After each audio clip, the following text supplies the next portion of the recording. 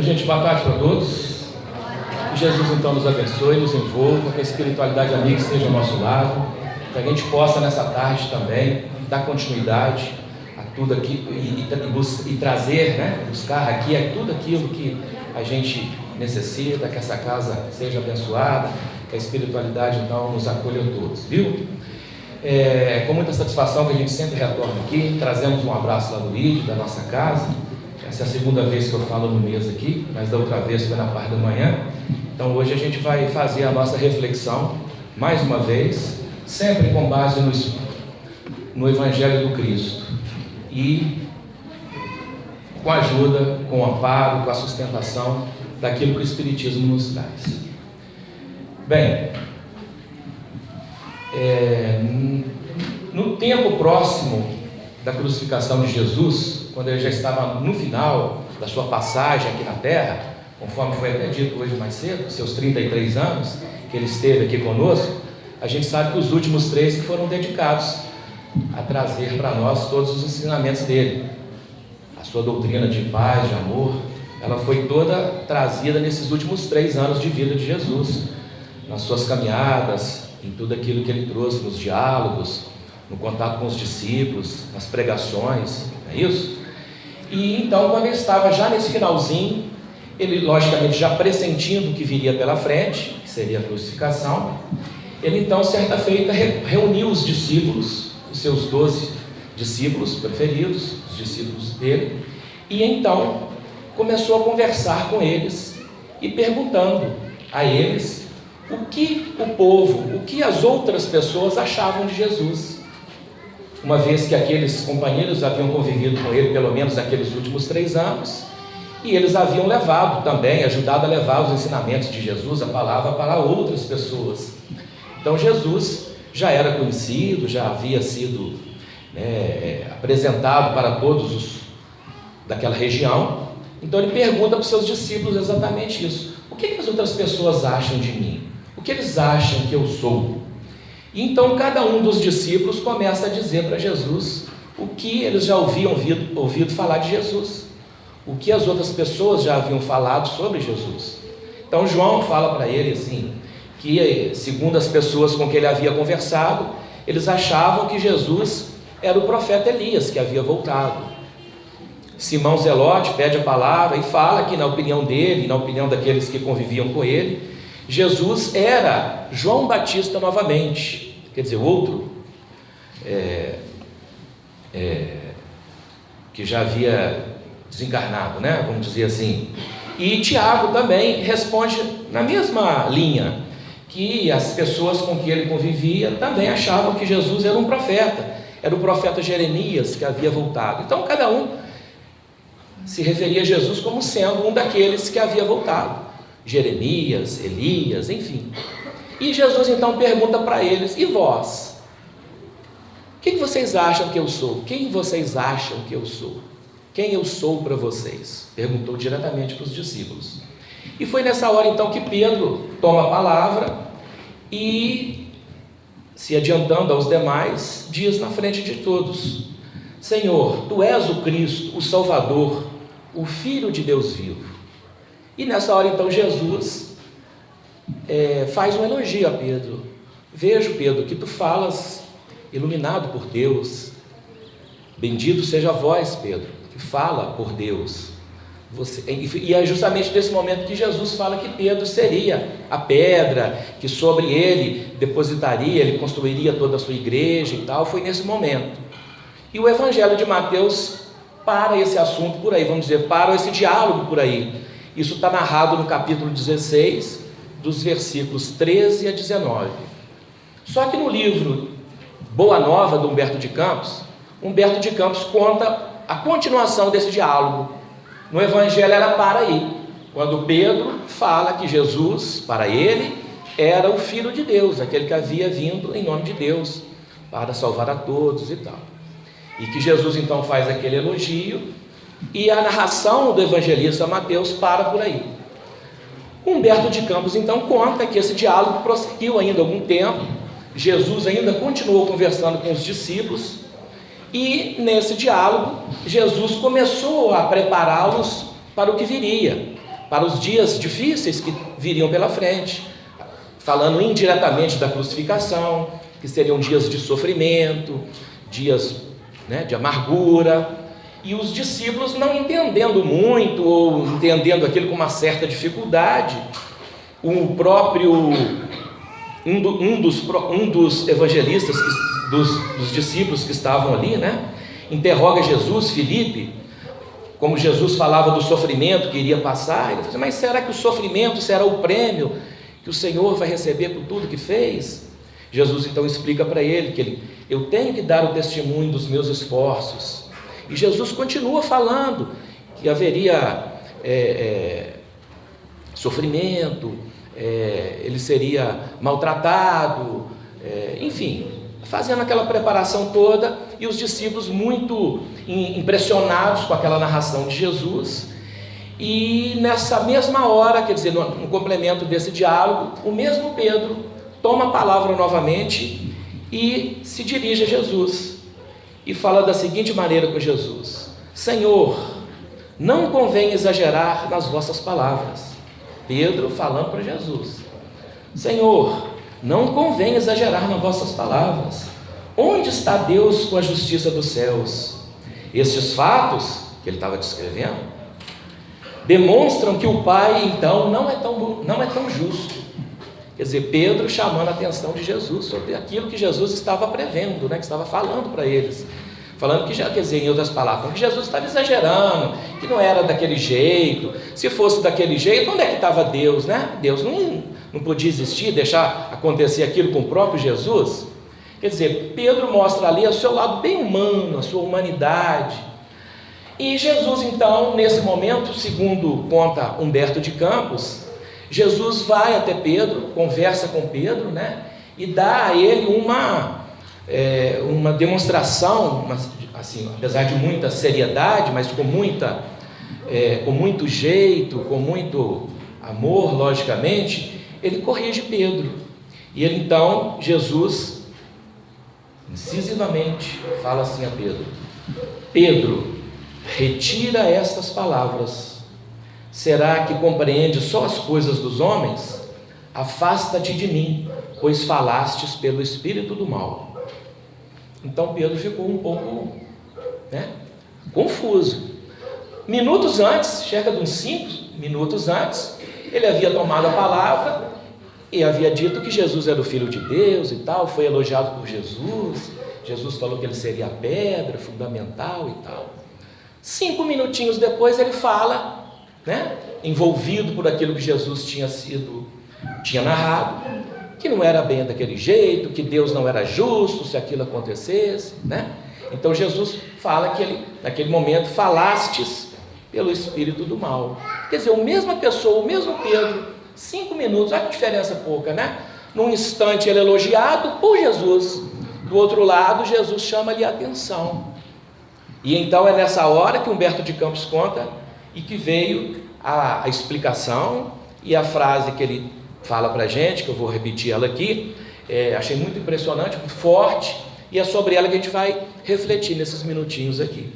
Então, quando Jesus fala isso para Pedro, ele prossegue e fala o seguinte: Pedro, vigia o teu espírito ao longo do caminho. Basta um pensamento de amor para que te eleves ao céu, igual aconteceu no comecinho. Mas na jornada do mundo também basta às vezes uma palavra fútil ou uma consideração menos digna para que a alma do homem seja conduzida ao estacionamento ou ao desespero das trevas por sua própria imprevidência. Então olha só que interessante, né? Jesus chamando a atenção de Pedro exatamente pelo que tinha acontecido. Num instante ele estava iluminado, falou por Deus. No outro instante ele estava falando pelas trevas, a mesma pessoa. Então Jesus faz a correção até ele, mas um ensinamento que ele passa, serve para todos nós, porque todos nós somos humanos. Pedro representa ali a humanidade dos apóstolos todos, né? Pedro é aquele assim mais, que a gente tem mais assim, vamos dizer, empatia, que parece com a gente, que ele é muito humano.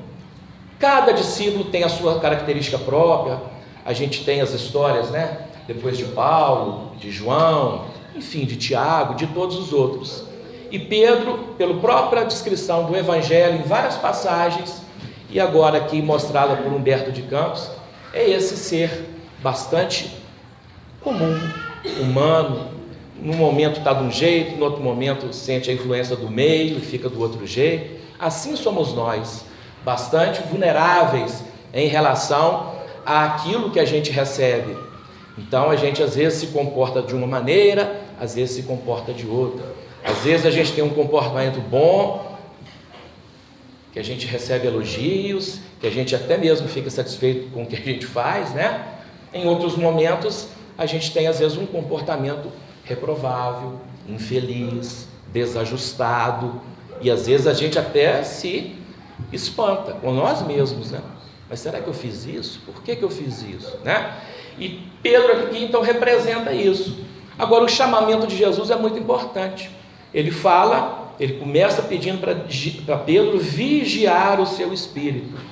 Ele fala: Pedro ainda não aprendeu a extensão da necessidade da vigilância. Então ele diz para Pedro que Pedro não estava sendo vigilante. Ele não vigiou o seu espírito naqueles momentos de diálogo ali, né? E na fala de Jesus, ele é claro nisso: basta um pensamento de amor para que te eleves ao céu. Pensamento.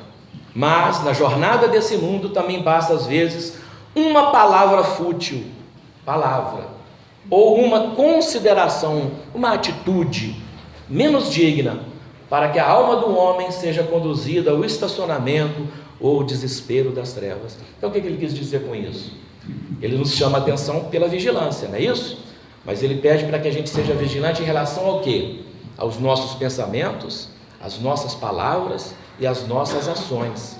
Então quando ele pede para a gente ser vigilante, ele está pedindo para a gente ser vigilante em relação a essas três direções: vigilantes com aquilo que a gente pensa, vigilante com aquilo que a gente fala e vigilante com aquilo, né, que a gente age, conforme a gente age, com os nossos atos, pensamentos, palavras e ações e atos. Então, vamos analisar cada uma dessas etapas, ou seja, como sermos ou como nos procedermos para que sejamos vigilantes em relação aos nossos pensamentos. Então, segundo a doutrina espírita nos ensina, e no caso, primeiramente Paulo, ele fala para a gente que nós estamos sempre acompanhados por uma nuvem de testemunhas. O que ele quis dizer com isso? Que nós estamos sempre sujeitos a influências, a influenciações. As nuvens de testemunha que Paulo nos diz são as influências que nós estamos sujeitos a receber a todas as horas da nossa vida. Na questão 459, Kardec esclarece essa questão ao perguntar para os espíritos superiores o seguinte: influenciam os espíritos em nossos pensamentos e em nossos atos? Kardec perguntou então se os espíritos nos influenciam naquilo que a gente fala, naquilo que a gente age, se eles nos influenciam. E a resposta dos espíritos, muito simples e muito significativa. Eles respondem assim: muito mais do que imagineis, influi a tal ponto que ordinário são eles que vos dirigem. Ou seja, as influências que nós recebemos espirituais, se a gente não for vigilante, elas que nos dirigem. São elas, ou essas influências, que acabam, né, nos influenciando, se são influências, né, lógico, a nós falarmos determinadas coisas, a pensarmos determinadas coisas, a agirmos de determinada forma, uma vez que essa influência é constante. Então, Kardec continua perguntando nessa mesma linha para os espíritos superiores, a respeito dessa influenciação que a gente sofre dos espíritos. Como distinguirmos se um pensamento sugerido procede de um bom ou de um mau espírito? Ou seja, quando nos vem um pensamento à cabeça, como a gente fica sabendo se esse pensamento é um pensamento que foi sugerido por um espírito bom ou foi sugerido por um espírito ruim? E os espíritos são claros ao responder: Estudai o caso. Os bons espíritos só para o bem aconselham. Compete-vos discernir, ou seja, vigiar, né? Ou seja, aquilo que nos vem à mente, em forma de pensamento, a gente tem que analisar também. Numa pergunta anterior, que eu não citei, Kardec também pergunta sobre isso. Como eu fico sabendo se o pensamento que eu estou tendo é meu ou influência de alguém? Então, os Espíritos explicam. O pensamento primeiro é o seu, é o que vem em primeiro lugar. Mas, dependendo da influência, vem outros juntos. E a gente fica sem saber o que é meu e o que é do outro. Então, para discernir o que é um ou outro, eles nos recomendam o que? A vigilância. Quer dizer, a gente analisar muito aquilo que a gente está pensando. E não verbatizar imediatamente esses pensamentos. Fazer sempre uma análise, fazer uma busca. Isso que eu estou pensando, isso que me foi sugerido, é bom? Isso é uma coisa boa? Isso vai trazer o bem para alguém? Isso vai trazer o bem para mim? Isso vai ser positivo? Esse é o pensamento que eu devo ter com qualquer pensamento que me chegue. Se eu fizer essa análise e chegar à conclusão que sim, que é bom, eu posso prosseguir naquilo, verbatizar aquilo, passar aquele pensamento para frente. Se eu ver, se eu sentir que não é um bom pensamento, que é ruim, que aquilo não veio de mim, que aquilo é uma coisa que eu estou sofrendo uma influência negativa, ruim, eu não devo então dar atenção, eu não devo prosseguir, eu não devo passar para frente, né? Então a vigilância em relação aos nossos pensamentos está muito ligada a essa questão. Só que para a gente fazer isso, a gente precisa de equilíbrio, porque dependendo da situação, as coisas acontecem com uma determinada velocidade, o nosso pensamento age muito rápido também, e a gente tem logo o ímpeto de tomar uma decisão, de falar alguma coisa, né? Às vezes somos precipitados. Então essa análise a gente tem que fazer sempre. E nos momentos piores, nos momentos mais intensos, é que a gente deve estar sempre mais vigilante, porque é justamente nesses momentos que a gente deixa escapar aquilo que a gente não deveria, que a gente deveria segurar, não é isso? Então a espiritualidade ensina para a gente essa questão, ou seja, a questão que o Cristo nos pediu, a vigilância. Vigiai os vossos pensamentos. Exatamente para quê? Para que as nossas ações sejam baseadas em alguma coisa positiva, em alguma coisa boa, bela, naquilo que o Cristo exemplificou, né, através da sua doutrina. Bezerra de Menezes tem uma frase muito interessante sobre essa questão do pensamento, ou das influências, né, que recebemos nos nossos pensamentos. Ele diz assim: a rigor, ninguém pensa sozinho, pois sempre comungamos nossos pensamentos mais secretos com seres espirituais que vibram em nossa faixa mental. Então, a gente tem que tomar muito cuidado com isso, né? E dependendo daquilo que a gente pensa, a gente então fazer essa avaliação, essa reflexão, para que aquilo não seja motivo de discórdia, de briga, ou, né, que vai levar a nós mesmos ou a outras pessoas a situações ruins, desagradáveis, enfim.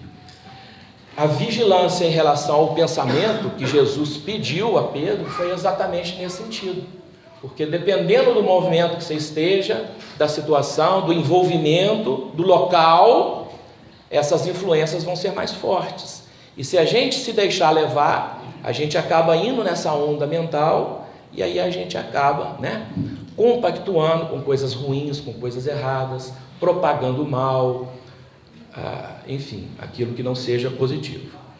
E nesta mesma linha, ou seja, dando sequência a esse pensamento, ou essa sugestão de Jesus em relação à vigilância, vem a questão da vigilância com as nossas palavras. Se a gente tem que vigiar os nossos pensamentos, Jesus também recomendou as palavras, que foi justamente pela palavra do Pedro que ele fez esse aperto, né?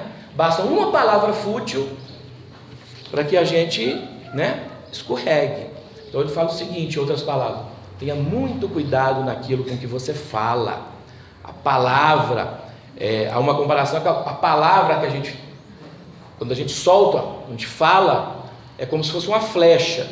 Depois que ela saiu do arco do arqueiro, né, não tem jeito de pegar a flecha mais, ela vai cortando tudo até chegar naquele alvo. A nossa palavra é mais ou menos igual uma flecha. Depois que você emitiu, não tem jeito. Você arrependeu, não tem jeito de eu ir lá no ouvido dele, antes dele receber, eu buscar aquela palavra errada que eu falei. Não tem jeito. Então a gente tem que ser vigiante para a gente não falar aquilo que não deva, aquilo que não seja o momento, aquilo que não seja, né, interessante. Então a palavra é também esse motivo de vigilância que a gente deve sempre ter. Então vamos buscar um outro ensinamento de Jesus, que ele fala muito incisivamente sobre essa questão da palavra. É uma passagem também muito interessante, que todo mundo já deve ter ouvido, tem até uma música que faz referência a ela. Está em Mateus capítulo 15, versículo de 11 a 18. Jesus estava conversando com os fariseus e escribas, e eles então cobrando de Jesus que os seus discípulos não lavavam a mão antes da alimentação. E era costume lá, né, aquele povo, naquela região, fazer isso. E os escribas e os fariseus questionando de Jesus essa atitude dos seus discípulos, dos discípulos de Jesus. Foi então que Jesus então responde para eles assim: o que contamina o homem não é o que entra na boca, mas o que sai da boca. Isso é o que contamina o homem. E nesse mesmo momento, o nosso mesmo personagem, Pedro, interpela Jesus. Tomando a palavra, disse: Senhor, explica-nos essa palavra. Pediu para Jesus explicar isso. O que faz mal é o que entra pela boca. O que sai da boca, não é o que entra pela boca. Então Jesus explica, ainda mais claramente: ainda não compreendeis que tudo o que entra pela boca desce para o ventre e é lançado fora? Coisa lógica, né? Tudo que a gente come, né, vai para o ventre e depois é lançado fora. A explicação de Jesus. Mas o que sai da boca procede do coração, e isso é o que contamina o homem. O que sai da boca? A palavra. É isso que contamina, né? Então eles estavam preocupados em limpar e tal, naquilo de comer. Aí Jesus falou: vocês estão preocupados com coisa, né, não tão importante, porque o que entra pela boca do homem tem a sua função. Agora a gente tem que preocupar com o que sai. O que sai é a palavra. Então a gente tem que tomar muito cuidado, segundo Jesus, com o que a gente fala, porque a nossa palavra pode ferir, pode magoar, não é isso? Pode ofender alguém. Então a gente tem que ser vigilante com a palavra. Quer dizer, antes de emitir, mas não tem jeito. Semana passada, essa semana eu estava falando isso num outro local, e no momento de discussão lá, uma pessoa falou assim: mas Geraldo, isso aí é difícil, porque dependendo do momento, a gente está tão envolvido naquilo ali, que quando vê a gente já falou, exatamente nesse momento.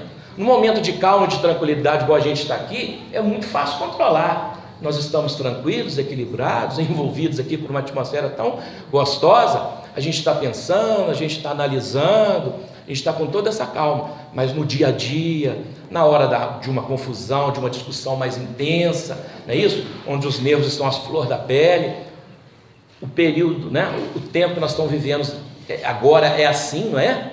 Então, mas é nesse momento que a gente tem que ser vigilante. Quer dizer, dependendo daquilo que eu falar, eu posso fazer um estrago muito grande, não é isso? E hoje em dia, na situação que a gente está vivendo, né, no atual momento, às vezes nem só a palavra falada a gente machuca ou magoa ou causa atrito com alguém. Hoje em dia está muito comum o quê? A palavra digitada, né? As mensagens, as redes sociais, que são muito benéficas, são sociais, é justamente para isso, né? Para ajudar o social. Mas quando a gente deixa de ser vigilante, a gente exagera, não é isso? Às vezes a gente passa uma mensagem que a gente recebeu, e eu não sei se é verdade, eu não sei de onde que aquilo veio. Quer dizer, como é que eu vou passar uma coisa que é inverdade, ou pelo menos eu não tenho a noção de que seja verdadeiro, eu vou passar para outra pessoa, para lançar nela a mesma dúvida, para lançar nela a inverdade, não é isso? Se eu recebo uma coisa que é ruim, desagradável para mim, por que eu vou passar isso para o outro? Para que o outro também tenha a mesma sensação que eu tive, né? Então a gente tem que pensar muito a respeito disso, vigiar muito. E hoje em dia, às vezes a gente acaba se envolvendo pelo ambiente, pela atmosfera que no nosso entorno, e a gente às vezes acaba, por essa falta de vigilância, passando alguma coisa errada para o outro, desagradável, mentirosa, não é isso? É igual aquela historinha da gente sempre fazer, quando a gente recebe uma notícia, passar pelos 3 crivos. Já viu essa? O crivo da justiça, o crivo da bondade e o crivo da utilidade. Eu recebo uma notícia, ou tenho conhecimento de um fato. Primeira coisa, isso é verdade? Procuro saber. Se for verdade, bem, agora se não for, não vou passar para frente. Essa coisa, esse fato, essa notícia, é boa? É positiva? Não, não é, é ruim, então não passa para os outros. É boa, é legal, é agradável, vai trazer o bem, aí sim, tudo bem. E o terceiro crivo, né? Da justiça, quer dizer, é justo isso? É bom? Se é bom, tudo bem, se não é, é justo isso que eu estou passando? Então a gente tem que sempre fazer essas análises é ser vigilante, que o Cristo pediu, né? E para a gente concluir, a terceira questão, a terceira forma de vigiar, que o Cristo pediu para Pedro: vigia as suas palavras, vigia o seu pensamento e vigia as suas ações, os seus atos. Quer dizer, a gente sabe que às vezes o exemplo é melhor do que 1000 palavras, não tem esse ditado? O exemplo que a gente faz, que a gente dá, às vezes ele é mais forte, mais contundente do que 1000 palavras que você às vezes for falar a respeito daquilo. Então a gente também tem que ser vigilante com aquilo que a gente faz, com as nossas ações, com as nossas atitudes, não é isso? E então Jesus, ele pede a gente essa vigilância. E novamente a gente vai recorrer ao evangelho dele para poder pegar mais um argumento dele a respeito disso. No evangelho de Mateus, capítulo 26, de 36 a 46, é um período parecido com aquele lá do Pedro. Aí já foi logo após a última ceia, quando Jesus então, né, já tinha feito a última ceia, já havia feito aquela, como se despedido, né, dos seus discípulos, e a crucificação foi alguns dias à frente. Então logo depois da última ceia, Jesus vai ao Getsemane, que era um local, um jardim, um horto, e leva consigo Pedro, né, novamente, Tiago e João, os 3 discípulos, e diz assim para eles: assentai-vos aqui, enquanto eu vou ali orar. A minha alma está profundamente triste até a morte. Ficai aqui e vigiai. Falou para os 3. Quer dizer, ele ia para um lugar afastado, tranquilo, equilibrado, para fazer as suas orações, e pediu para os 3 ficarem, né, onde eles estavam naquele momento, esperando ele, vigiando, que ele iria orar, depois ele voltaria, né? E quando ele voltou, então, o que aconteceu? Muitos devem se lembrar. E voltando para os discípulos, encontrou-os dormindo, e então ele se dirigiu a Pedro, o nosso personagem mais uma vez de hoje, Pedro. Então Jesus orou. Foi nesse momento que ele fez aquela oração: Senhor, afasta de mim esse cálice e tal. Fez uma prece, né? Ficou um tempo lá. E quando ele voltou, os 3 estavam cochilando, quer dizer, dormindo. E ele então vai direto a Pedro e diz o seguinte: então, nem uma hora pudestes vós vigiar comigo? Vigiai e orai, para que não entreis em tentação. O espírito, na verdade, está pronto, mas a carne é fraca. Então, a gente costuma pegar muito essa questão da carne é fraca para justificar os atos, as atitudes, né? E não é isso que Jesus estava dizendo. Ele estava dizendo ali que o espírito, na verdade, está pronto. Às vezes a gente sabe das coisas, mas a carne é fraca. Quer dizer, se a gente bobear, a gente se deixa levar. Então, a gente tem que fortificar o espírito, porque se o espírito é forte, quer dizer, se a gente tem um entendimento, a gente não vai deixar a carne fraquejar. A carne não manda em nada, o corpo, o material, né? Quem manda é o espírito, quem manda sou eu, é a minha mente, é a minha cabeça, é o meu pensamento. Então aquilo que vem na minha mente, se estiver bem vigiado, se eu soltar aquilo, né? Ou se eu fizer alguma coisa de acordo com aquilo que eu pensei, tem que ser equilibrado. Porque se eu sou um espírito fraco, ou se eu tenho uma fraqueza, uma deficiência, e eu transmito aquilo a outra pessoa, né? Eu estou ajudando aquele meu erro, aquela minha deficiência a ser propagada para outros, disseminada, copiada, imitada. Então a gente tem que ser vigilante exatamente em tudo que a gente faz, nas palavras, nos pensamentos e principalmente nas nossas ações. A gente tem que ser sempre um exemplo positivo para os outros.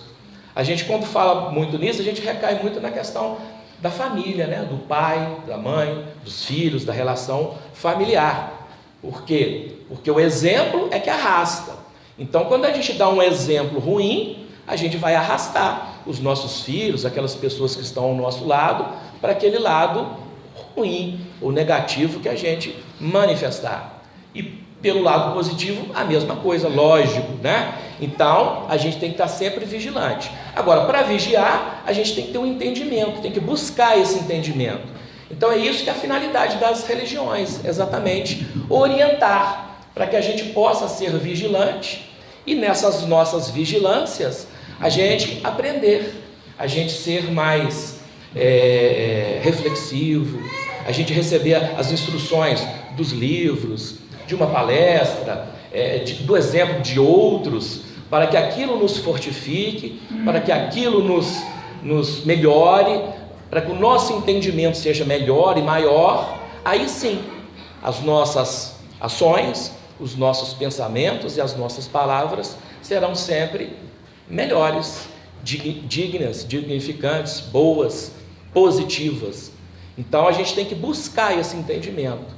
E esse entendimento se busca principalmente pelo estudo, pela observação, né? pela prática das religiões. A gente está dentro da nossa religião aqui espírita, mas as outras religiões procedem da mesma forma. Então a gente tendo esse entendimento melhor, embasado então nos ensinamentos do Cristo, a gente fica então mais tranquilo, não é isso? Então, que a gente possamos ser todos sempre vigilantes, em todos os momentos. A gente sabe que é difícil em determinadas situações, mas a gente precisa se esforçar para isso, segurar mais um pouco o pensamento, esperar mais um pouco para poder falar, né? Que as nossas ações sejam pensadas e não ações, né, levadas de qualquer jeito, e que a gente possa então ter sempre como guia o Cristo, o ensinamento do Mestre, o seu Evangelho, que é a melhor base que a gente tem para a gente possa então buscar esse conhecimento e esse entendimento. Muito obrigado pela atenção de vocês.